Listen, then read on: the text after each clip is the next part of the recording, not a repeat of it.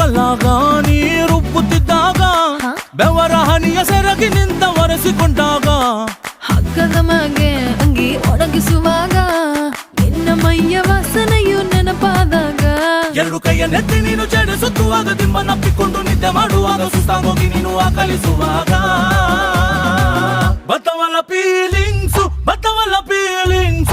ಬಂದು ಮುಚ್ಚಾಗ್ತಾವೆ ಫೀಲಿಂಗ್ಸು ಬತ್ತವಲ್ಲ